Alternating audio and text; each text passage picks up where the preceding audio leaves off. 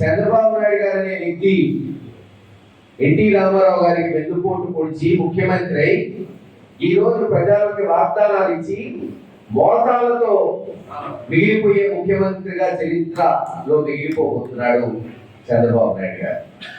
అదే మాట ఇచ్చి ఎంత దూరమైనా సరే పోయి ఆ మాట నిలబెట్టుకునే ముఖ్యమంత్రులుగా చరిత్రలో నిలబడిపోయారు రాజశేఖర రెడ్డి గారు. ఈరోజు మనం జగన్మోహన్ రెడ్డి గారు 2004 సంవత్సరంలో రాజశేఖర రెడ్డి గారు ఇచ్చిన మాట ఉచిత విద్యుత్. ఆ రోజున అందరూ తెలుగుదేశం నాయకులు చంద్రబాబు నాయుడు గారు అయితే హేళన చేశారు. ఉచిత విద్యుత్ ఇస్తే కరెంటు తీగలపై బట్టలు ఆరేసుకోవాలి, కరెంటు ఉండదు, అనేక హేళన. కానీ మరి ఆయన ముఖ్యమంత్రి అయిన మొట్టమొదటి సంతకమే ఉచిత విద్యుత్ మీద చేశాడు. ఈ రోజు కూడా ఉమ్మడి ఆంధ్ర రాష్ట్రం లేదు, ఇక్కడ ఆంధ్ర రాష్ట్రం అక్కడ తెలంగాణలో ఉచిత విద్యుత్ కొనసాగుతుందంటే దానికి నాంది పలికిన వ్యక్తి రాజశేఖర రెడ్డి గారు. నేనే చెప్తున్నా, ఈసారి మటుకు తాత తీయకపోతే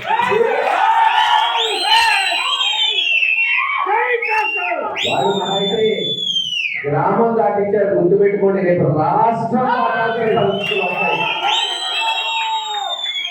చెప్పాడు కదా జగన్మోహన్ రెడ్డి గారు. ఆయనే చెప్పాడు పోయిసారి అందరికీ చేయండి, అందరికీ న్యాయం చేయండి. ఇక మనం రెచ్చిపోయి ఇంకా మంచిగా చేసాం.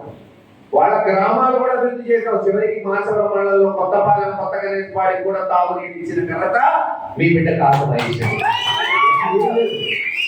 సచివాలయాలు పెట్టాం, స్కూళ్ళు బాగు చేసాం, రోడ్లు వేసాం.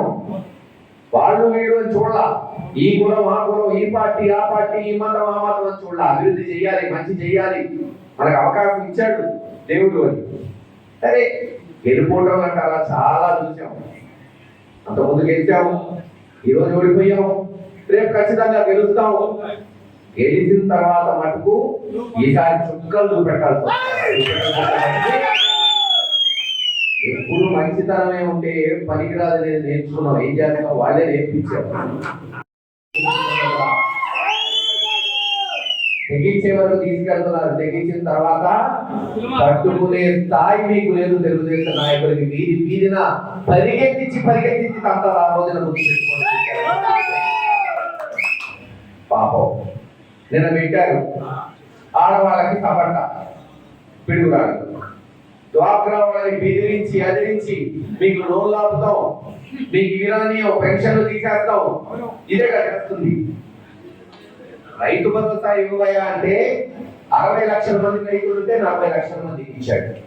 అమ్మఒడి పేరు మార్చేమో 80 లక్షల మంది పిల్లలు ఉంటే 60 లక్షల మందికి ఇచ్చాడు. ఇక ఇంటింటికి ఒక్కొక్క ఆడపడుచుకి 1500, సంవత్సరానికి 18,000 ఇస్తున్నాడు. ఇప్పటివరకు అది గతి లేదు. 20 లక్షల ఉద్యోగాలు అంటే మన నియోజకవర్గంలో సుమారు 13,000 ఉద్యోగాలు రావాలి. ఇప్పటి వరకు 13 మందికి ఇవ్వాలి. ఒక్కొక్కరికి 3,000 నిరుద్యోగ గుర్తిస్తా అన్నాడు, అది లేదు. అందుకే చెప్పాం, బాబు షూరిటీ నాకే గట్టిగా చెప్పాలి. బాబు షూరిటీ